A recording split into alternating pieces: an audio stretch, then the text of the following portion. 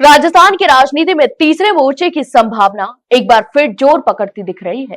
खासकर मीना समाज के भीतर यह विचार तेजी से उभर रहा है। कांग्रेस और भाजपा के अब एक स्वतंत्र और मजबूत राजनीतिक विकल्प भी खड़ा किया जाना चाहिए।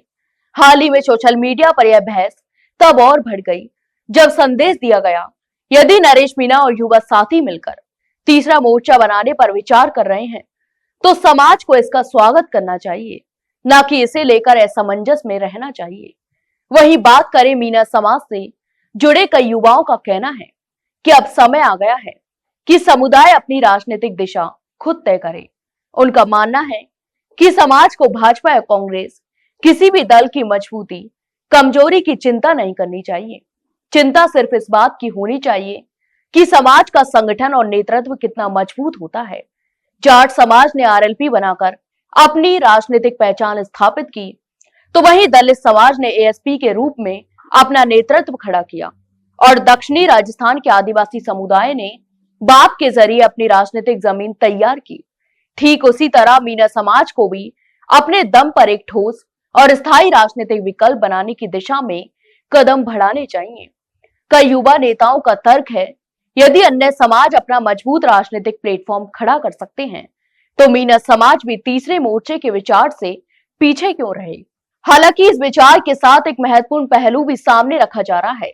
तीसरे मोर्चे की नींव तैयार करना सिर्फ घोषणा या सोशल मीडिया अभियान तक सीमित नहीं होना चाहिए। यहाँ तक कि संदेश में स्पष्ट कहा गया है, यदि कोई तीसरा मोर्चा बनाया जाए तो उस पर संगठनात्मक मजबूती, वैचारिक स्पष्टता और जनता के मुद्दों पर ईमानदारी से काम हो।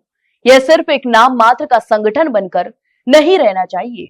यहाँ तक कि युवाओं का मानना है कि राजपा यानी राष्ट्रीय जनक्रांति पार्टी इसका उदाहरण है। यदि राजपा ने संगठनात्मक स्तर पर ईमानदारी और मजबूती से काम किया होता तो आज यह राजस्थान की जनता के सामने एक तीसरे विकल्प के रूप में खड़ी होती। लेकिन संगठनात्मक कमजोरी, नेतृत्व की सीमाएं और जमीनी स्तर पर काम की कमी ने राजपा को वह स्थान नहीं दिलाया जिसकी उम्मीद शुरू में की गई थी। तीसरे मोर्चे की बात करने वालों के अनुसार यदि नरेश मीणा और युवा साथी इसे गंभीरता से आगे बढ़ाते हैं तो उन्हें केवल राजनीति भावनाओं पर नहीं बल्कि मजबूत संरचना, स्पष्ट दृष्टिकोण, पारदर्शी नेतृत्व और समाज क्षेत्र के मुद्दों पर ठोस कार्य योजना प्रस्तुत करनी चाहिए।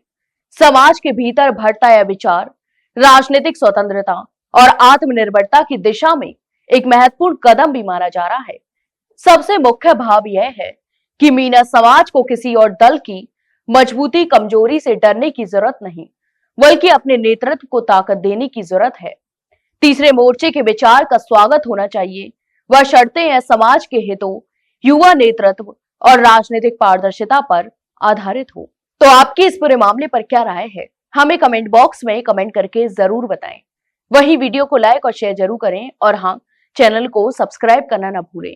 फिलहाल के लिए इतना ही, जल्द मिलते एक नई जानकारी के साथ। तब तक के लिए नमस्कार।